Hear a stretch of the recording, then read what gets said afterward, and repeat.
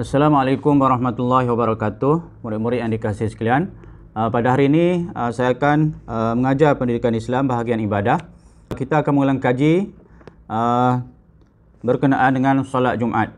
Boleh rujuk kepada buku masing-masing, muka surat 118. Kita akan ulang kaji sehingga akhirlah. Okey, kita teruskan. Tajuk dia unit 3, Jumaat penuh barakah ataupun berkat. Hari Jumaat ialah hari yang paling utama dan merupakan penghulu segala hari. Tak ada hari lain yang paling besar. Setiap hari ialah hari Jumaat. Solat Jumaat, pengertian dia ialah solat yang dilakukan 2 rakaat secara berjemaah, bukan secara berseorangan, secara berjemaah pada hari Jumaat. Hari lain tidak kira. Pada hari Jumaat dalam waktu zuhur, bukan waktu lain, waktu zuhur, dengan didahului 2 khutbah. Dalilnya ialah firman Allah Subhanahu wa taala, A'udzu billahi minasyaitonir rajim. Ya ayyuhalladzina amanu idza nudiya lis-salati min yaumil jumu'ati fas'au ila dzikrillahi wa dzarul bai'. Dzalikum khairul lakum in kuntum ta'lamun. Surah Al-Jumu'ah. Yang bermaksud, wahai orang-orang yang beriman, apabila kamu disuruh untuk mengerjakan salat pada hari Jumaat, maka bersegeralah kepada mengingati Allah dan tinggalkanlah berjual beli. Yang demikian itu lebih baik bagi kamu jika kamu mengetahuinya. Baik, apa hukum salat Jumaat? Salat Jumaat hukumnya adalah fardu ain bagi lelaki Muslim yang cukup syarat. Ada syarat-syarat dia lah. Baik, mari kita lihat praktikal salat Jumaat. Bahagian pertama. Yang pertama, azan pertama, masuknya waktu solat zuhur. Azan kedua, selepas khatib naik ke atas mimbar sebelum membaca khutbah. Baik, bahagian kedua. Yang pertama, khatib membaca khutbah pertama. Khatib duduk sebentar selepas khutbah pertama. Ketiga, khatib bangun dan menyambung bacaan khutbah kedua sehingga selesai. Bahagian ketiga, muazzin atau Bilal melakukan iqamah sebelum menunaikan solat Jumaat. Itu tiga bahagian sebelum solat Jumaat. Lafaz niat ataupun niat di dalam hati kita semasa solat Jumaat ialah, sahaja aku salat fardu Jumaat 2 rakaat tunai kerana Allah Ta'ala. Ataupun dalam bahasa Arabnya, usalli fardul Jumaati rakaataini ada'am ma'muma lillahi Ta'ala. Baik, syarat sah salat Jumaat. Ini adalah sangat penting. Syarat sah salat Jumaat ni yang pertama, didirikan di dalam binaan yang khusus. Mesti didirikan dalam binaan yang khusus seperti masjid. Baik, yang kedua, bilangan Jumaat yang cukup syarat sah, yang cukup syarat tidak kurang dari 40 orang. Itu mengikut mazhab Syafi'i. Adapun mazhab lain dibolehkan beberapa orang sahaja untuk solat Jumaat. Kita tengok sekarang ni ada orang buat solat Jumaat tapi tidak sampai 40 orang. Itu sudah dia telah mengikut mazhab yang lain, bukan mazhab Syafi'i. Baik, yang ketiga, didirikan dalam waktu zuhur. Solat Jumaat didirikan dalam waktu zuhur. Yang keempat, tidak boleh didirikan 2 solat Jumaat pada satu tempat. Satu tempat tu ada 2 solat Jumaat, tidak boleh, tidak sah. Baik, yang kelima, didirikan secara berjemaah. Solat Jumaat itu hendaklah dilakukan secara berjemaah. Tidak boleh dilakukan seorang diri kerana ada syarat-syaratnya. Yang keenam, didahului dengan 2 khutbah. Kena ada khutbah. Itu syarat wajib. Dan yang ketujuh, belum didirikan solat Jumaat di qaryah yang sama sebelumnya. Dalam kawasan tu, dalam kawasan kampung itulah tidak ada sudah dilakukan solat Jumaat. Jadi boleh dibuat solat Jumaat. Sekiranya ada sudah dilakukan solat Jumaat, maka tidak bolehlah dilakukan solat Jumaat yang kedua. Seterusnya, syarat wajib solat Jumaat. Mari kita lihat pula syarat wajib solat Jumaat. Yang pertama, Islam. Orang yang nak melakukan sembahyang atau solat mestilah dia seorang Islam. Tidak sah bagi yang bukan Islam. Walaupun dia mahu, tidak sah juga. Walaupun dia mahu buat, tapi sia-sia sahaja. Kerana dia bukan seorang Islam. Yang pertama, Islam. Mesti Islam. Yang kedua, baligh. Baligh ni cukup umur. Maka wajiblah sekiranya seorang itu sudah cukup umurnya. Wajib solat Jumaat. Yang ketiga, berakal. Bukan orang gila. Orang gila ni orang yang pemikirannya sudah tidak betul lah. Jadi, tidak sah bagi orang gila.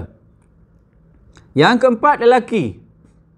Tidak wajib kepada orang perempuan. Walau bagaimanapun, orang perempuan juga boleh melakukan solat Jumaat dan tak perlu lagi melakukan solat zuhur. Yang kelima, sihat tubuh badan. Seseorang itu yang nak solat Jumaat mestilah seorang yang sihat. Bukan seorang yang tidak sihat. Jadi siapa yang nak melakukan solat Jumaat, syarat wajib dia sihat tubuh badan. Kalau dia sihat asyik tidur di rumah, maka itu adalah berdosa. Kerana tidak melakukan kewajipan sebagai seorang Islam. Yang keenam, bermukim. Tidak wajib bagi yang musafir. Bermukim maknanya yang tinggal di situ. Yang sudah berniat, bertekad untuk tinggal di situ. Dipanggil bermukim. Bukan orang yang datang 2-3 hari kemudian bergerak ke tempat lain. Itu tidak panggil bermukim. Baik. Yang ketujuh, merdeka. Wajib juga solat Jumaat bagi mereka yang merdeka. Merdeka maknanya tidak dipaksa. Perbuatan itu tidak dipaksa. Tidak dipaksa oleh sesiapa pun. Ini dipanggil orang yang merdeka. Baik. Amalan sunat sebelum solat Jumaat. Amalan sunat sebelum solat Jumaat. Yang pertama, memotong kuku. Tak kiralah kuku tangan ataupun kuku kaki. Yang kedua, memotong atau mencabut bulu-bulu di badan seperti bulu ketiak ataupun memotong di bahagian-bahagian tertentu seperti misai. Baik. Yang ketiga, mandi sunat pada hari Jumaat. Mandi sunat pada hari Jumaat. Sebelum pergi Jumaat, mandi sunat. Yang keempat, memakai pakaian yang terbaik. Pergi solat Jumaat, mestilah sebaiknya memakai pakaian yang cantik, yang baik. Sebab kita nak menghadap Allah Subhanahu Wa Taala. Yang kelima, memakai wangi-wangian ataupun minyak wangi. Yang keenam, bersegera ke masjid. Tidak berlengah-lengah. Yang ketujuh, iktikaf dalam masjid. Maknanya berada di dalam masjid dan berniat iktikaf. Yang ke-8, solat sunat tahiyatul masjid. Setiap kali kita naik masjid, hendaklah sangat dituntut untuk kita melakukan solat tahiyatul masjid. Yang ke-9, banyakkan membaca Al-Quran, berzikir dan berselawat semasa berada dalam masjid. Baik. Seterusnya, perkara-perkara yang dilarang semasa khatib membaca khutbah. Kita tidak boleh buat benda-benda ini semasa khatib sedang membaca khutbah. Yang pertama, tidur. Bila kita tidur, kita sudah tidak mendengar khutbah yang wajib pada hari Jumaat tu. Yang kedua, bermain-main dan bergurau. Dilarang sama sekali. Yang ketiga, bermain telefon. Ini zaman sekarang ini sangat ramai ahli Jumaat yang bawa telefon. Lebih baik jangan bawa telefon. Dan kalau terbawa atau bawa, tutup saja telefon. Jangan bermain semasa berada dalam masjid ataupun semasa mendengar khutbah. Dan yang keempat, bercakap-cakap. Kita sudah tahu bila kita khatib membaca khutbah dan ada orang yang bercakap-cakap, maka pahala pada hari Jumaat itu ataupun pahala Jumaat itu sudah hilang. Baik. Apakah hikmah-hikmahnya solat Jumaat ini? Ada hikmahnya. Allah Subhanahu Wa Taala memerintahkan kita melakukan solat Jumaat. Yang pertama, melatih diri menjadi hamba Allah yang taat kepada perintah Allah Subhanahu Wa Taala. Supaya kita mentaati perintah Allah. Yang kedua, merapatkan ukhuwah dan memupuk perasaan kasih sayang antara sesama kita.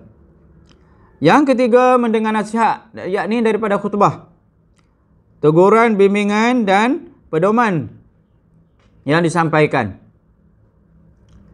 Yang keempat, mendapat pahala dan ganjaran yang besar. Walaupun ianya adalah satu kewajipan, Allah Subhanahu Wa Taala pun memberi pahala juga kepada kita. Yang kelima, melatih diri melakukan perkara-perkara yang baik secara berjemaah. Maknanya ianya melatih kita melakukan perkara-perkara yang baik secara berjemaah. Maknanya bukan sahaja solat Jumaat, dalam perkara-perkara lain juga kita hendaklah berjemaah. Dan yang keenam, lambang perpaduan dan kekuatan umat Islam. Maknanya menunjukkan persatuan umat Islam dalam sesuatu hal ataupun sesuatu perkara. Contoh yang diberikan ialah solat Jumaat. Baiklah, diharap murid-murid sudah memahami perkara-perkara yang berkaitan dengan solat Jumaat. Mudah-mudahan murid-murid boleh mengamalkan solat Jumaat semasa berada di mana-mana sahaja. Mudah-mudahan Allah Subhanahu Wa Taala menerima amalan baik kita ini, amalan soleh kita ini, kerana perbuatan kita melakukan kewajipan ataupun arahan yang diperintahkan oleh Allah Subhanahu Wa Taala. Sekianlah untuk hari ini. Mudah-mudahan kita mendapat manfaat. Wassalamualaikum warahmatullahi wabarakatuh.